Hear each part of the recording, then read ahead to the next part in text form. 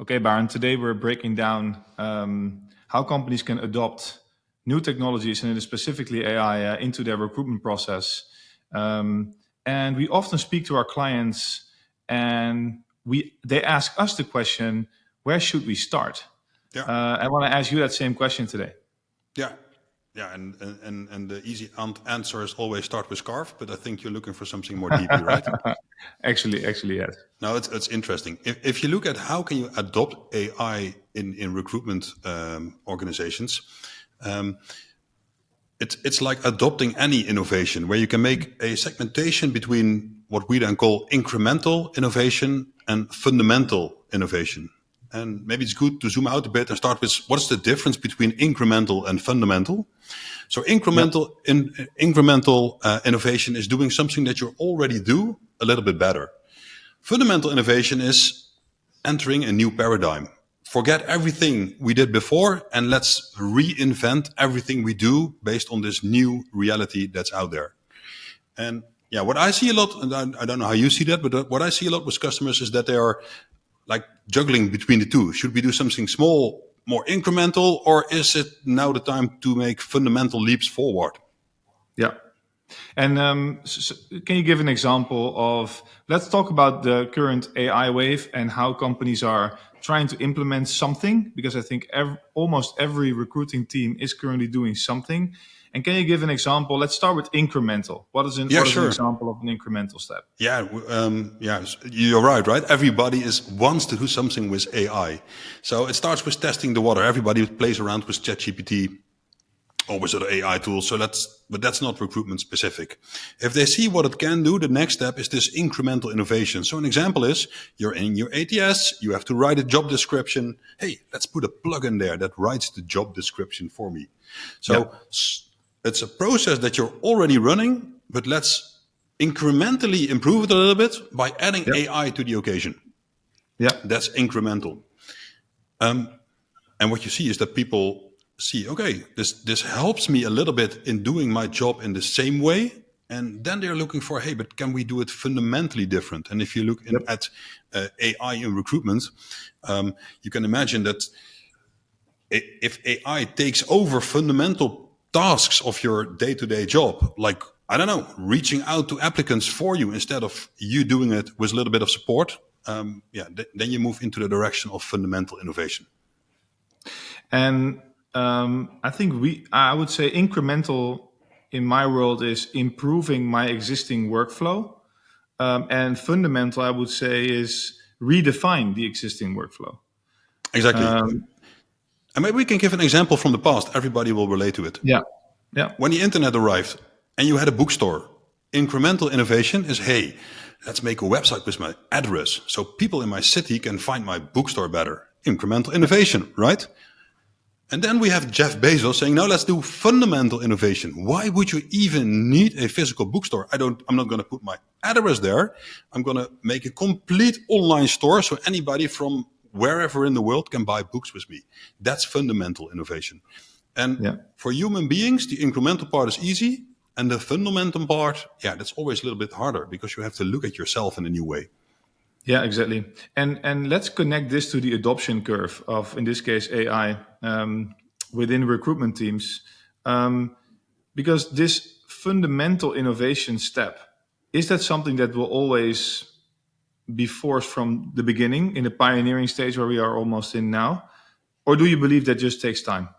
It's a sliding scale. So it depends also on the innovation maturity of the organization. But what you can say is that fundamental innovation is most of the time a company decision. It's a decision from management to start working in a new way, while incremental innovation can also come bottom up, just somebody doing their job in a little bit smarter way.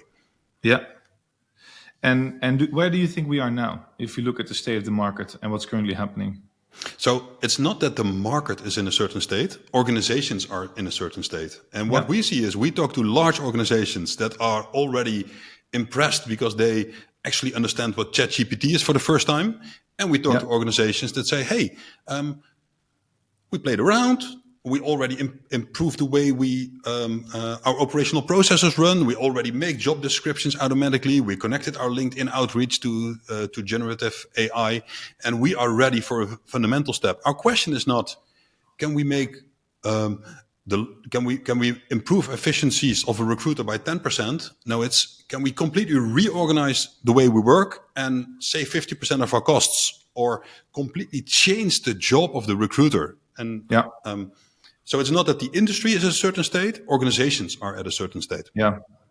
I believe that this has a lot to do with change management, and in the end, to what extent can people embrace change, and at what pace? And I think it's not only. I think the difficult thing is that a lot of software vendors or companies try to push new features now, new AI-driven features. I think especially large companies, like imagine you are a huge ATS provider and you have a lot of clients and you can deploy new generative AI features. So you can give that to recruiters or in the hands of recruiting managers, TA leaders, HR leaders. But I personally believe that if you want to go for fundamental innovation, which can redefine your process, and then we're not talking about doing something a little bit more efficient. We're talking about, hey, we can increase our productivity by 30, 40%. I believe that we should not only push features, but we should really educate a new workflow and redefine how do we work. And that's the only way something can work at scale. It's, yeah, I agree. And it's also so logical because we work in a certain way. And the vendors of recruitment organizations, they take responsibility for a certain part. So you mentioned applicant tracking system. Yeah. ATS had a certain role in an organization. And when they innovate, it will be within the boundaries of that existing role. So if you manage your vacancy in the ATS, then probably you can automatically create your vacancy in the ATS. If you source with a sourcing tool, we will improve sourcing. But the downside is that you keep operating in the same work process because you still have the same vendors improving within the same way of working. And that's also why innovation takes time, because you have to conceptually break out of those boundaries. Yeah. And then we often talk about, let's go back to incremental steps or incremental innovation and fundamental innovation. Then the question is, what type of organizations and companies are currently at pole position to fundamentally innovate? Because the companies who will adopt these new technologies and new processes first will have a huge advantage if you look at the possibilities of the synergy between human and AI. Totally. If you're now ahead of the game, then you're the first one that can leverage the new paradigm. And that's where big companies, we talked about Amazon before. That's when Amazon was created, right? Entering the paradigm first and fastest. So what holds you back? When are you ready to enter that new paradigm? The most important thing is mindset. Are you really willing to open up and see this new reality in front of you? And do you dare to take steps there? Not overnight. You don't have to, throw everything away and start from scratch all over again. But you need leadership that sees that it is an inevitable. It's a future that will be there. And do you dare to go there? That's from a mindset perspective. From a technical perspective, I think over the past years, tech-forward organizations choose to work with systems and technology that was really easy to adapt and interconnect. So I think organizations that made those decisions in the past are now better set up for adopting new realities.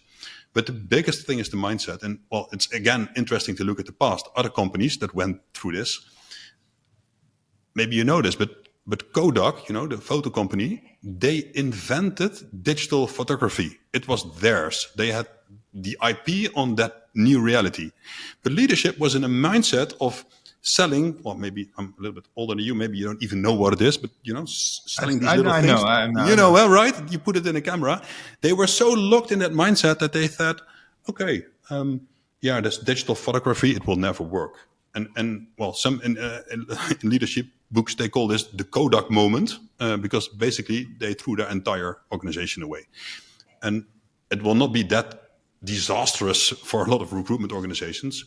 But if you don't adapt in the coming 2 to 5 years, there is a chance that you won't be there anymore. Yeah, no, I do think that's the case. So I think if we summarize this breakdown, if we look at incremental innovation and fundamental innovation, improving small steps with technology that's at hand versus having the mindset, hey, let's see if we can go back to square one. And if we had this technology on the day one of our business, would we then organize and set up our teams and processes in this way? And the question is probably no.